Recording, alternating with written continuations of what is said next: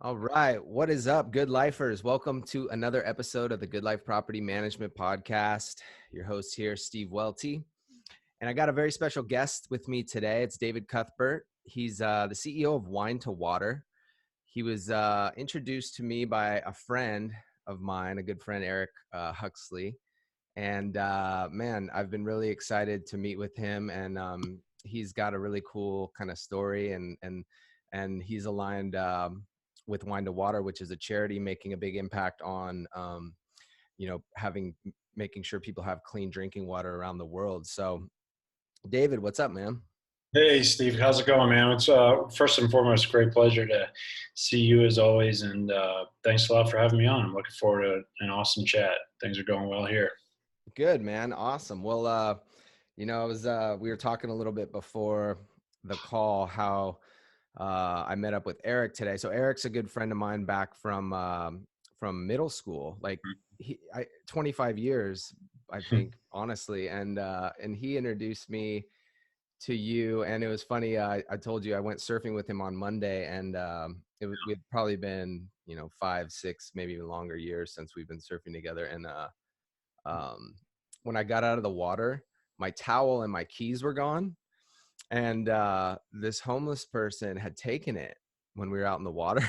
And so me and Eric, like Eric's totally cool as a cucumber. We're just like, all right, well, let's figure it out. And so we like found the guy's towel. Like he had my towel, but he was gone. And so we're just like kind of just hanging out. And like anyone else, I would feel really weird about it. But Eric's just like, no, man, I'll hang with you. So we just like hung out. Cops kind of got involved. Then about an hour later, he shows back up, and I'm like, hey, man, do you have my keys? And this homeless guy's like, oh, yeah, here you go. Oh, right on. Yeah, I'm like, oh, cool, thanks, man. All right, bye. Just another day in California, it sounds like. Yeah, and Eric totally had like all the compassion for this guy. He's like, hey, man, just a heads up. Like, I think the cops are going to be looking for you, okay? Like, they took, like the cops like took his knife and stuff. Like, Oh, bummer. but totally Eric, like looking Yeah. out for this guy's best interest.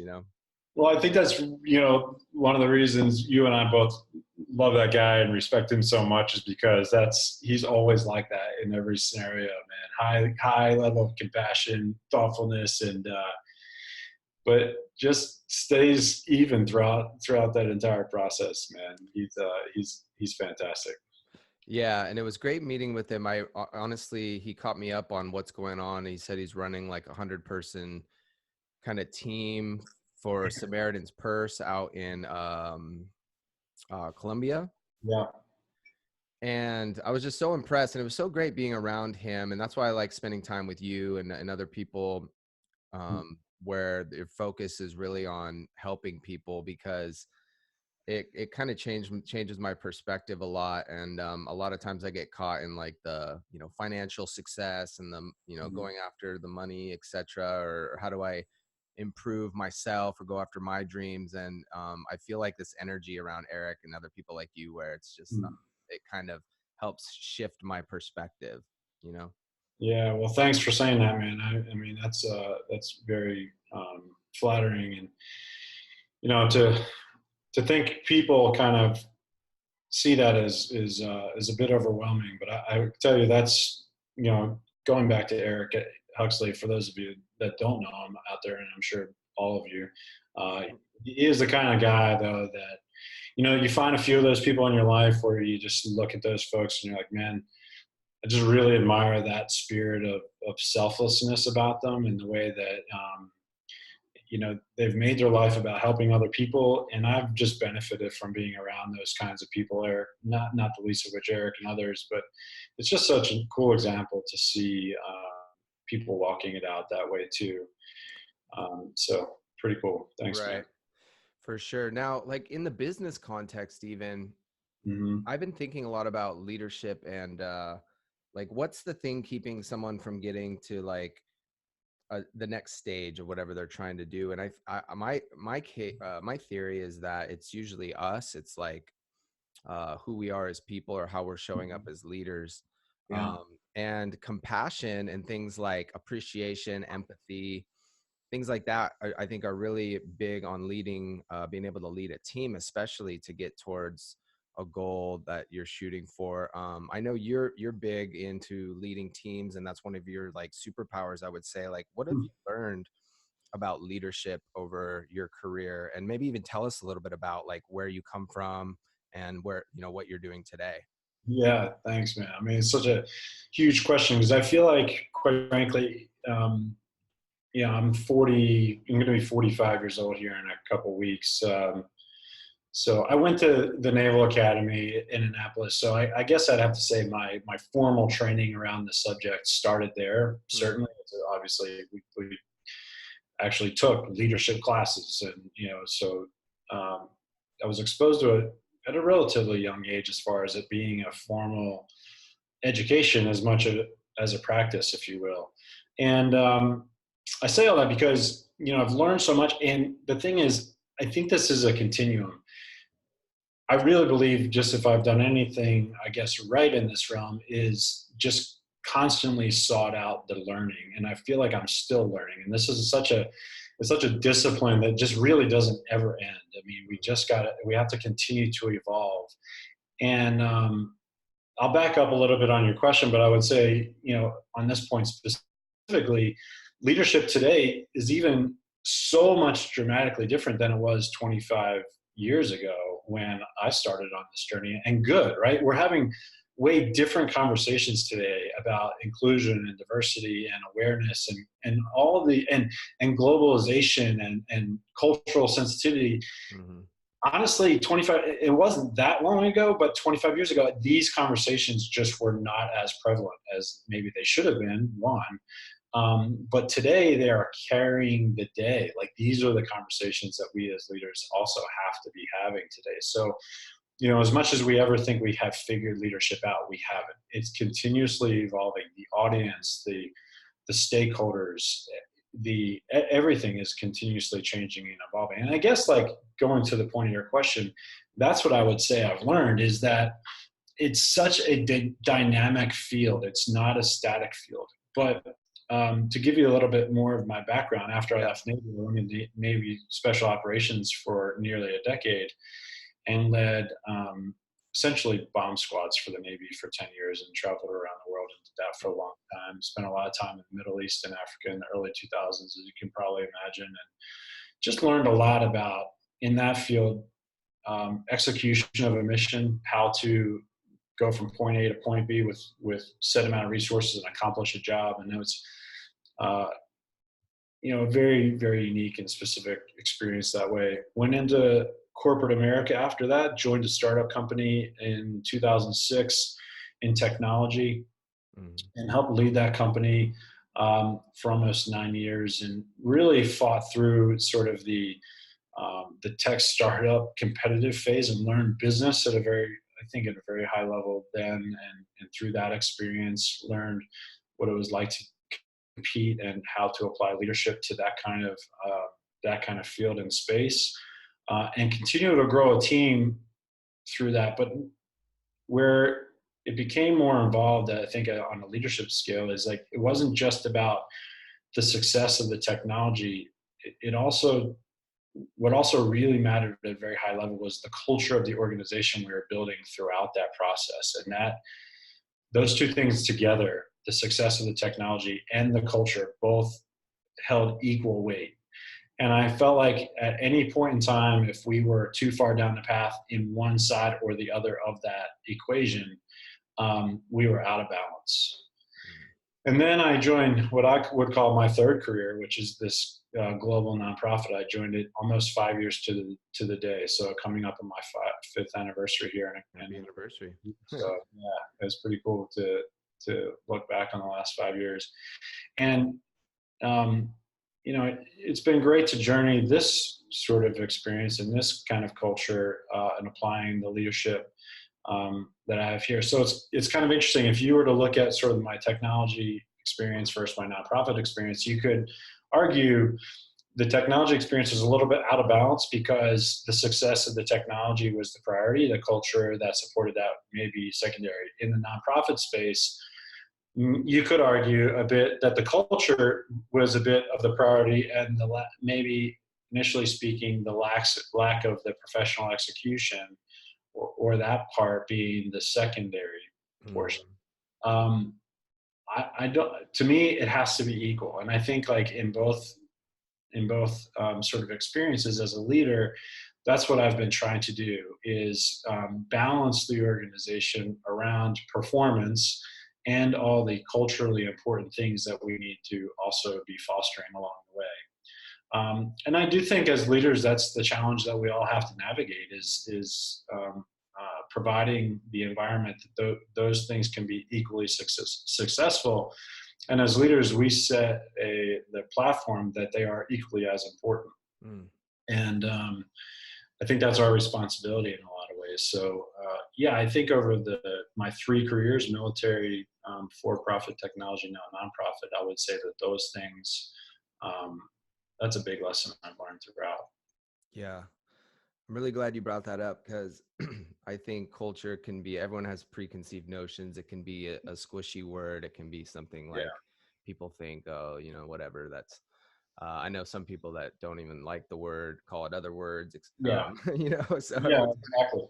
And I yeah. respect that. I do think sometimes these words get thrown around and overplayed for sure. And yeah, but they're the words I guess we have for now. Right. But I'm a big fan. I want to dive into that. I'm interested. What about in the military? Was there a culture component that you had to uphold? And if so, how did Yeah. that come into play there when you were leading a team in the military?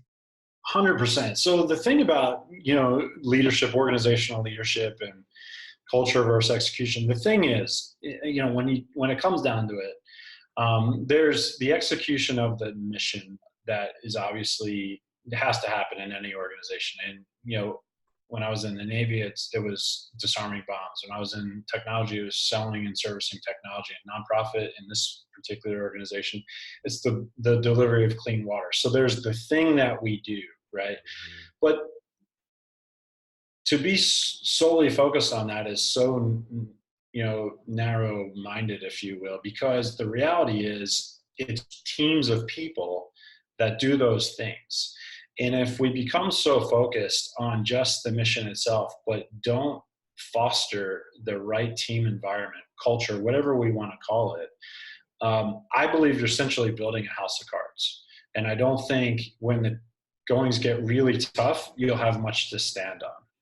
But in all 3 of those environments, my primary focus is the health of the team itself. Because if we build the right culture, and I'm replacing that with terminology of culture, but they're interchangeable as far as I'm concerned.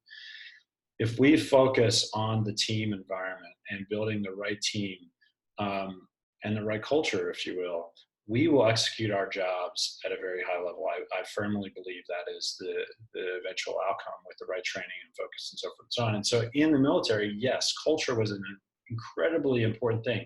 And maybe even to some degree, I don't say more important, but it was even heightened. And the reality is, specifically in my field, one guy's life depended on the others, right? So, and the others to do their job, Mhm. not only to do their job, but the level of trust that has to happen in an environment like that, like that everybody's life is essentially linked together. That is a culture in and of itself. And we had to pay very close attention to the relationships that we were building through that work so that we were not only seamless in the practical application of our skills, but we were seamless in our communication and understanding of the other human being, and that we could depend upon that person in those specific scenarios. And that in and of itself is truly cultural, if you will, Mhm. much more than the years and years of technical training that we went through to be able to do those jobs. So yeah, man, culture was a huge deal for us. And that's why you see like these stories and read these books and see these movies of these sort of military operations where these groups of people become like brothers and sisters. I mean, it is so incredibly ingrained into the work that they do. Right. Yeah. If you could get, when something like your life is on the line, I imagine the camaraderie goes really deep, and people look out for each other. But how can you replicate that, or have you been able to replicate some of that in like your technology Yeah. career or in wine to water now? And what did you learn, I guess, or what transferred well to Yeah. these other spaces? It's a concept that we still preach today at Wine to Water, but it's this concept of interdependence. I'm a firm believer, and there's a few different schools of thought on this, but this is where I come from on this subject. What we're talking about, and again, it's probably heightened a bit the in the military application, if you will. But what we're talking about is a truly high level trust of each other, and the fact that you're going to do your job really, really well, and I need you to. But I'm also going to do my part in doing my job really, really well, and you need me to. And in that relationship, we need each other at an equal level. Even as a CEO of an organization, um, everybody in this organization needs me to do my job very, very well. If I don't, the organization suffers. But the reality is, and a lot of leaders I think fall into this trap, is that they think that's where it stops. Or even employees or members of a team, maybe even entry level, think that the sole responsibility of that does exist or is embodied in the leader alone. And I am completely would be completely against that school of thought. My job, I think, is to instill the belief in every single person here that I need them as much as they need me, and we all need to do our jobs to our utmost ability if organizationally we want to um, reach the potential we have the opportunity to reach. And I think like that's the thing that came out of that culture that we had in the military, is that context of interdependence. Hmm. And quite frankly, what I've been surprised by, I guess, outside of the military is how rare that can actually be. And people, maybe in a more competitive environment, believe that it is up to them, or they have to prove themselves, or they're not allowed to be vulnerable because it shows weakness and these other things, and they're not allowed to express where they need help. And so what you create are these silos of independence. And to me, that is, you can certainly grow and you can certainly do things organizationally, but I absolutely believe at some point in time it's going to be a limiting factor of that organization's growth potential. So I'm a huge proponent of interdependence. I've seen it work at a very, very high level. I think it's quite frankly been the key to success, um, of whatever level of success that I've been able to have in organizational development, and not the least of which this one in a nonprofit. And so that's the one thing I would keep coming back to. Yeah, I love that. It's like one step, and it's one part who we are and one part what we do, or how we Yeah. do it. Mm. What about when people have someone that maybe is not, like I've heard it said the best way to keep A players is to surround them with other A players. Mm. And so when someone's like underperforming, or maybe not, people aren't able to trust them, how do you approach that as a leader, bringing them up to speed? Yeah, that's a great question. So I come back to this philosophy, and I keep coming back to the military experience, but for me, it's foundational to the growth that I've had, obviously, because the first college and 10 years of active duty service, first 14 years of my professional life, if you will. Mhm. But come back to this concept of, there's some great books on this too called Team of Teams, and it's really based on um, on some principles, right? And one of them is, are we all, as we evaluate where a person is, I think we also have to evaluate where we are as a team, if you will, right? Okay. One, we absolutely need a high level of trust, and that is critically important to what we're trying to accomplish. Secondly, do we have a shared vision for where we're going? Has the leader or leaders uh, articulated very clearly what it is we're trying to accomplish together?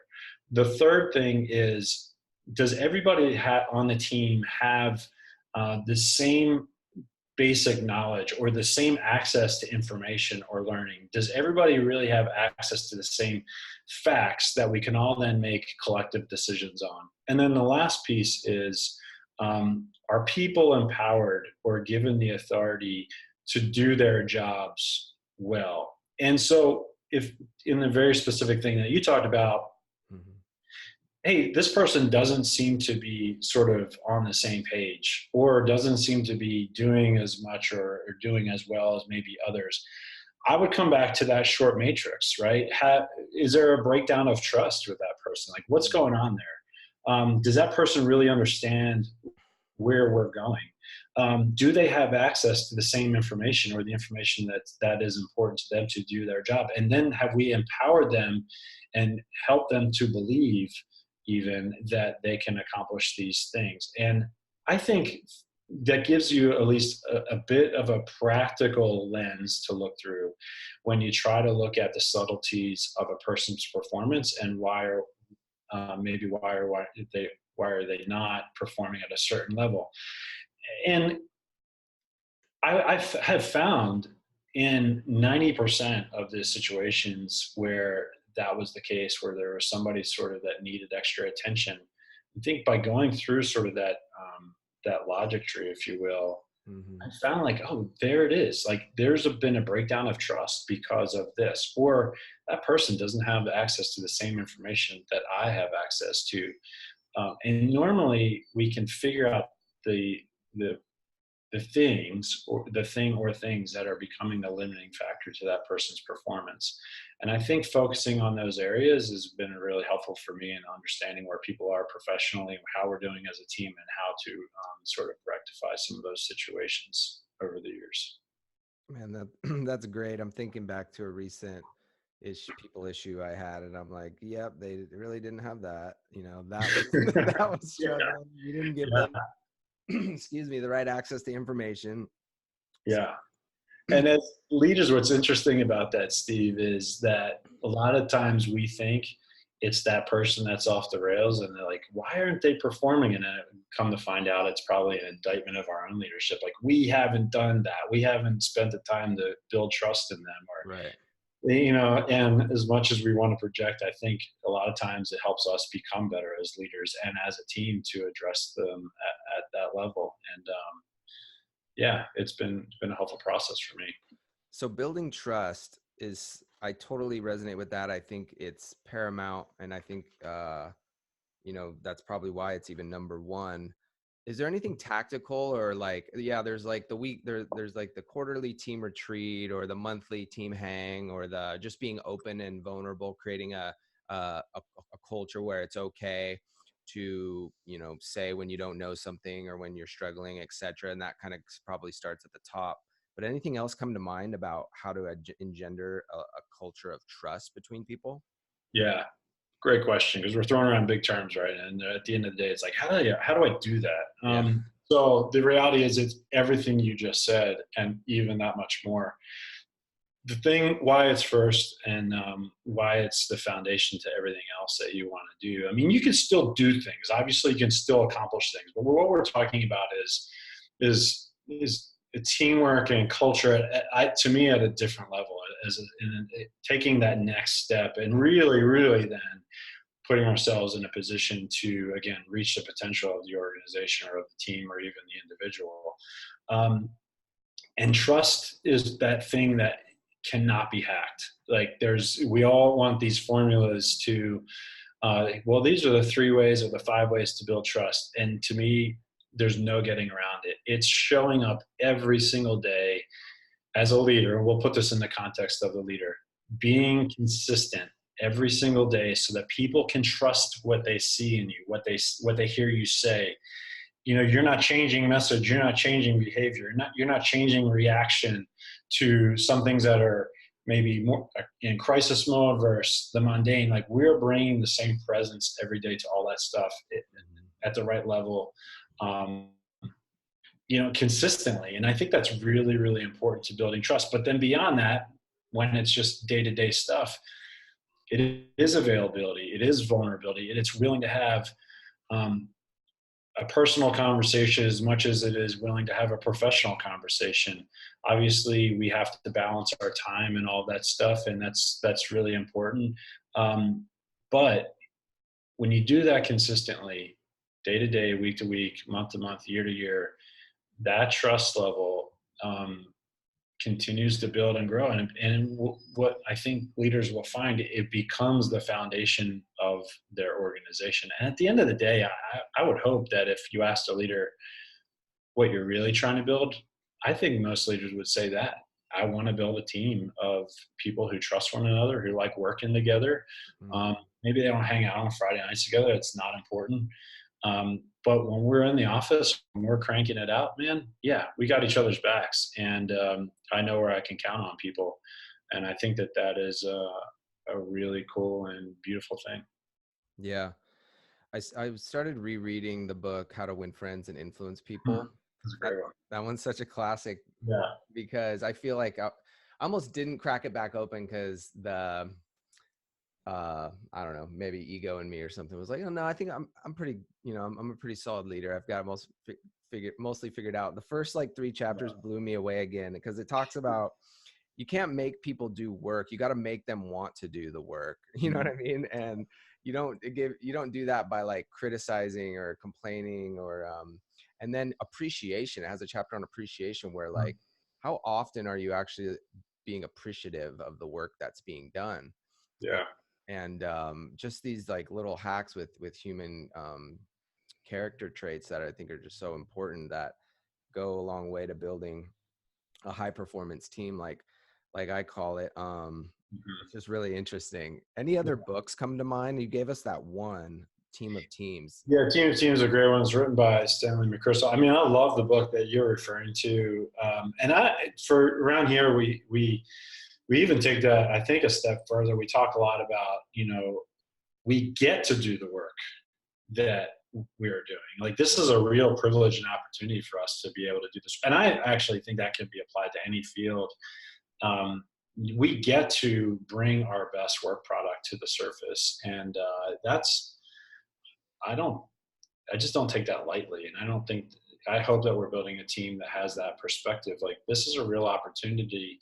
Like, we all have customers across Mm, the board. And I think we all have an opportunity to affect a customer's life, like whether it be where they live or what they drink or how that experience goes for them. Like, I can't speak into your industry, of course, but I know in my life, moving is one of the most like stressful situations that I can put my family through. And if we had an opportunity to like make that better for somebody, or make that seamless or less stressful, that's a really big thing. And I think that's a cool way to kind of look at it at the human level always. But you asked about books. Yeah, I would highly recommend Team of Teams. It's rooted in recent military tradition, if you will, but I absolutely think it applies to everyone. Because I'm on that subject, I'll give you another one. I loved Extreme Ownership, yeah. um, written by Jocko Willink and Leif Babin, two SEALs that wrote about their leadership experience. I love that book in principle because of, and I do think it applies everywhere, because of, I think it really does help foster the true accountability that we as leaders do have. And I do think it's really critically important to being an effective leader is having that very high level of accountability and that high level of ownership, but also then understanding and balancing that against our vulnerability and dependency upon our team members. And that's really critically important to our leadership success, in my opinion. Yeah. Yeah. I loved Extreme Ownership. I picked up that book because I was fascinated. I was frustrated with our performance at one point as a team. And I was like, how does the military put a bunch of 18-year-olds on like a ship and go across the world and like fight a battle and set up forward operating base, all this stuff? It's just fascinating to me. And some of the best things I picked out of that was one, extreme ownership, but two, talked about situational awareness and like Yeah. going up and down the chain. And what I kind of got out of it, and let me know if you can expand on this at all, is that if you're kind of the genius with 1,000 helpers, Hmm. you're so limited to growth. But if you actually have leaders like at each level that are allowed flexibility to maneuver and allowed flexibility to, you know, come up with the game plan themselves, so to speak, Yeah. um, it's like exponential growth, you know? Yeah. Well, and that's good. That goes back to like those four principles, and I think it goes to the last one, then empowerment, right? This team of teams calls it, it's called empowered execution, and the reality is, and it's kind of amazing. Like people at every age, at every level of professional development today are just so wicked smart. I mean, they're so intelligent. I mean, even from college graduates to people our age and beyond. But the younger generations that are coming up are so smart and so aware, and in so many ways are leading us in very important conversations, that I think creating a platform and environment that's available, and that's an opportunity for those people to contribute to the larger organizational conversation, I think is just really important for us, and it does make our teams today that much better. So yeah, to your point, we have to hear the voices of essentially, you know, for lack of better terms, all the ranks, if you will. Um, and quite frankly, they're changing companies and they're changing markets and they're changing the world in so many ways. And I think we have to open our ears to that and make sure that we can stay very aware of what's happening at every level of our organization. The one other book, if I will, I'm looking up at my bookshelf and I see it, but it's one of my favorites is Boys in the Boat. It's Okay. rough, a little bit away from the military sort of genre, but it's about a rowing team back in the early 1900s, the University of Washington rowing team that went on to win Olympic gold, and it's an incredible book. And the concept um, that they talk about in there is swing, and when people are rowing crew, they're working together, and you may not be the strongest or biggest or best individual rowers in the world, but that team that can be in perfect time and then, you know, just be totally in sync can outpace any other boat. And they call it, that concept is called swing in the rowing community. And I can't pretend to know it like rowers would, but I've obviously read about it. Um, but I think the concept is really important. I also think it does go along to your question, your point though. It's really important for us to hear those voices, and it's really important for us to foster and appreciate the leadership at every level. And that does contribute to swing, which means that we're moving forward together. We're moving forward at the same pace. It's not good enough for leaders to just be so far out in front of their organizations on subjects or concepts or whatever. Mm, We can do that, but it's a waste of time. Like, we have to be building that together. And that concept of swing, being in time and in connectivity to everybody else on the team, is critically important to our success. And yeah, and the only way to do that, as far as I'm concerned, is to raise up leaders at every level and to hear their voices. yeah, 100%. I think it was called decentralized command in team Yes. ownership. That was the term I was looking for. Yeah. Yeah. But that was really powerful. That's awesome. So, little bit of time left. I do want to talk about wine to water, Yeah. and so when we when we first met at the coffee shop by my house, you know, I had told you, hey David, you know, I do some personal giving. Hmm. I've kind of been I kind of had this idea of corporate giving in my head that to a certain extent, it could even be a negative thing if done improperly, like boasting Yeah. about the money you're giving or whatever. And you really helped change my paradigm on that. Can you Mhm. explain to me what you told me and kind of how you look at corporate responsibility these days? Yeah. Thanks. Yeah. Thanks a lot for that question, Steve. It's actually one near and dear to my heart right now because I'm spending a lot of time in that space. Um, First and foremost, to me, you know, you could go just on LinkedIn right now and just scroll for a little bit, and you're going to see corporate social responsibility or sustainability or something in that genre, like really quickly. It's such a big conversation anymore, and good, right? I mean, I think going back to um, see even newer generations of the workforce and customer force and beyond, it's changing the landscape of corporations very, very quickly. And it's quite frankly what it's demanding: the new labor markets, the customer markets, and beyond, and the real important and timely issues of environmentalism and global warming, all those other things that are happening in real time right in front of us. Mm-hmm. It's demanding a response from corporations like one we've never seen before. And people, quite frankly, either employees or customers and key stakeholders, are now holding corporations accountable, if you will, to not just grow. There's actually an article in the Washington Post today about this very subject. It's no longer just okay for corporations at any level just to be growing profits anymore. Mm-hmm. Your return to shareholders, if you will, carries the responsibility of being good citizens to the world as well.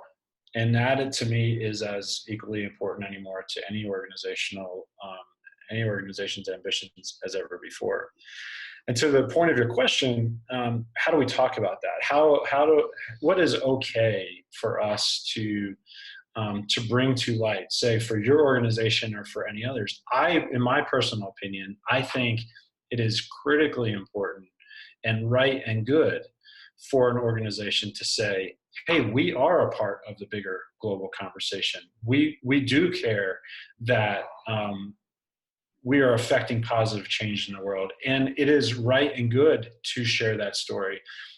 I do think we can cross lines of I don't want to say even self-promotion, because at some point it is about what we're doing. And I think, but I do think like upholding the dignity of the people involved in that process is very, very important. I think being honest about what we're good at and maybe what we could still learn is also very important along that process. But to stand up and say, hey, we're trying, and this is where we are, and this is what we're doing, I absolutely think is an important part of any organization's story. And if an organization is not telling that story well, I think you're missing the opportunity to be a part of the larger conversation around the world. And the other thing about it, the last part is, you also have an opportunity to influence people this way, right? I mean, this is what it's all about. It's about raising awareness and raising consciousness and telling these stories in such a way that it can be educational and inspirational to people around you. And I think at the end of the day, that's a really good and important thing as well. Maybe not the number one priority, but absolutely pretty darn high on the list. And I think a real opportunity for us to share in that. I think, if I just one other thing on this, sorry to go too long, but I think the one area where corporations sort of do fall down is, yeah, they give a lot of money away, but I don't know that they're really part of that ongoing story. And I don't think in a lot of ways they understand where that money went and how it was deployed and so forth and so on. It just became a charitable exercise rather than a philanthropic journey. And I think that the latter is a better process, to be honest with you. Yeah, man, you nailed it. And that's something you're doing with Wine to Water that I see that's actually very interesting and unique. And what you said to me was basically what you said, but what woke me up is like, it's not, the way I interpret it is, it's not okay to sit on the sidelines, like as a corporation. If you care about these bigger global issues, or even smaller community issues, doesn't have to be a big global issue. But with the resources we have, it's no longer okay to sit on the sidelines. And one thing that you did, that you alluded to, that was really fascinating to me was, from a personal giver, on my personal side, I go to a website, I put in my credit card information, I click donate, and that's it. And there's actually a really good TED talk on this that I found. I can't remember it. Maybe if I'll try to find it and put it in the show notes.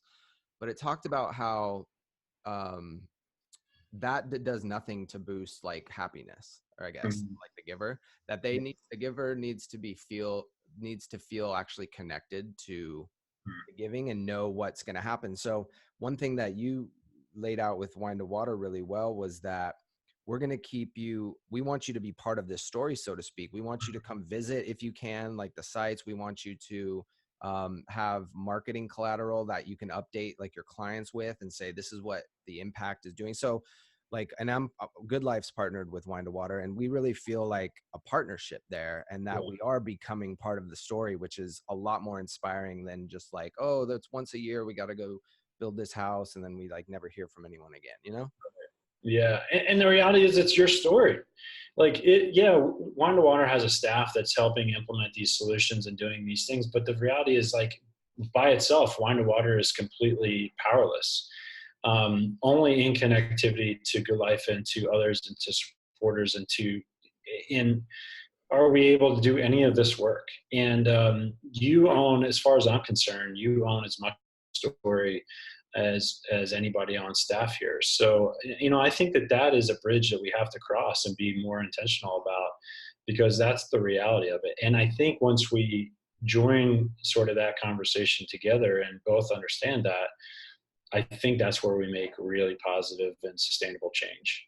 Yeah. The model of charity that I'll just write checks and give it away and go do whatever the heck you want to go do with it is just not good enough anymore, man. We have to get better than that. We're smarter than that. Information is available, connectivity is available. People care about what happens the day after. That's a much, much better conversation. And I do think that that's one that corporations, to your point, have to get off the bench on. I fundamentally think if we're waiting for governments to fix these problems for us, we're thinking about this completely wrong. And the reality is, corporations hire and drive labor markets. They're the ones that affect the natural resources of the planet to a tremendous extent. The consumer markets are driven from that. Like, there's such huge connectivity from corporations into this space that we need corporations to wake up and to be a part of this, actively engaged, in order for us to make these sustainable changes around the world. And it's time. Yeah. I always thought, why not make charitable contributions a dollar for dollar tax credit? Hmm. Like it would get so much more. I think, it would probably do away with a lot of government programs, a lot of which are great, but I think corporations can step in, like you said, so much more. One of the coolest things when we first kind of partnered with Wine to Water was Dave sent us a kind of like a personal video that kind of showed, like, thanked us for being a partner, and showed what was going on there. And just little stuff like that really brings us in and really got my team motivated. And so I think you're really doing a fantastic job of in the connection economy. Like I always talk about in this podcast, we're in the connection economy. Hmm. And so finding these ways to connect with your partners, with your vendors, with people on your team. I'd love to link that video too in the show notes, unless, if you don't mind, David. Just, No, please do, man. That'd be awesome. Yeah, thank you. yeah, give people an idea. But just in the last few minutes too, I probably could have or should have started with this, but can you just give us um, as long as you want, actually, just a breakdown of what Wine to Water is, how it started maybe, and just like what your goal is with the Yeah, thank you. yeah. And so, yeah, it started with by a guy named Doc Henley back in the early 2000s, and mostly by himself. Just had this concept of wine to water, and he was a bartender in Raleigh, North Carolina. I'll make this long story pretty short, but started holding essentially wine events in his bar in Raleigh, and raising money for clean water. Found himself in Darfur, which is in East Africa, for a year during a really terrible civil war, and doing clean water projects. And really, out of that whole just step of intentionality, step of faith, if you will, really just was the beginning of the organization. I think still to this day is the spirit of the organization, and that is, we are willing to go wherever it takes, no matter how hard or how far, to provide clean water to people in need. And that is really the ethos of Wine to Water, and that's fundamentally what we do. We work at the very individual level, at the very community-based level, to provide clean water solutions for people in need.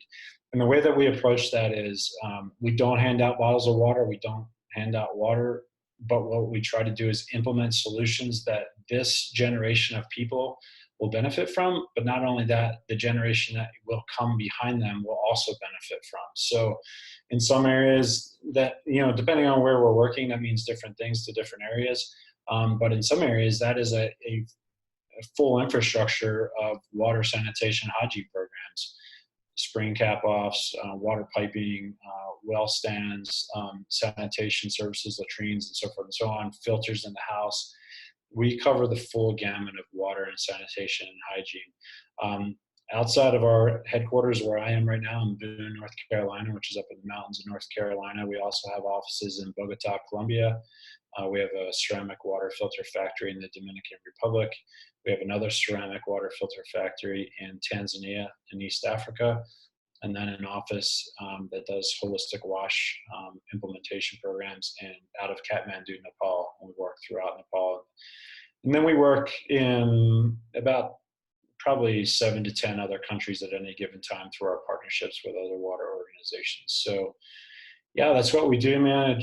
That's what we get up and come to work for every day, is just to provide clean water to people who need it. Far too many people lack that basic resource. And we believe in all the other things: education, healthcare, um, gender equality, environmental stewardship, all those things.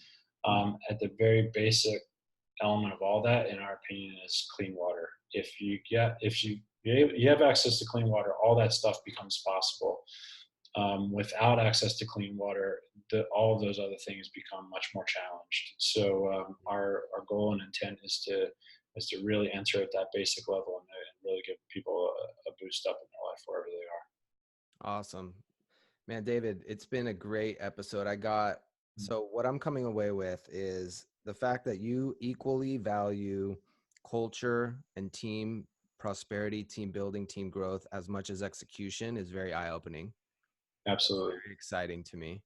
Thanks, man. The fact that we actually can rise to a challenge as corporations and become more involved in tackling some of the largest. What is the water crisis? People don't know this, but what you said, it's like, you told me it's like top like 15 on the UN major issues, right? It's like Yeah. Yeah, it's actually called SDG 6, which is, and they're not really ranked, but what the world is fully realizing that water is at the basic element of all these other global issues that we have. So it's right there at the top of the largest crisis in the world. Right, right.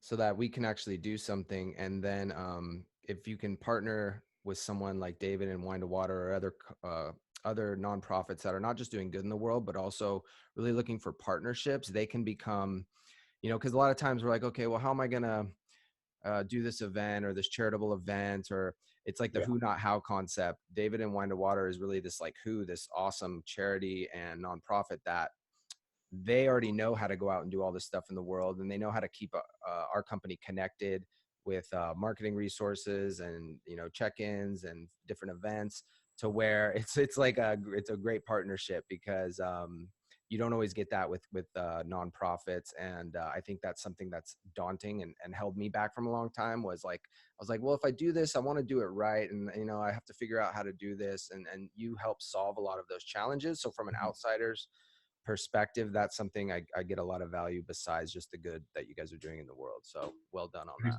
that. man. Glad to partner with you guys. We're grateful for it. Awesome, man. Well, David, where can people check you out, or your, whatever you're doing? Where can we point people? Yeah, thanks. Appreciate it, Steve. So wineDoWater.org is our website. Please check that out. Yeah, if you'd like to get involved at a partnership level, corporate level, or even individual level, that's the best place to go. Wine to Water, all spelled out, WINETO Water, is all of our social handles as well. So you can definitely check us out there. And if you're wondering about this and would love to come see it firsthand, we take people around the world to see the water crisis and be a part of the solution and the education of it. Please reach out. We'd love to engage you. Awesome. Thanks so much, David. Have a great week. All right, Steve. Thanks so much. Take care, man. Take care.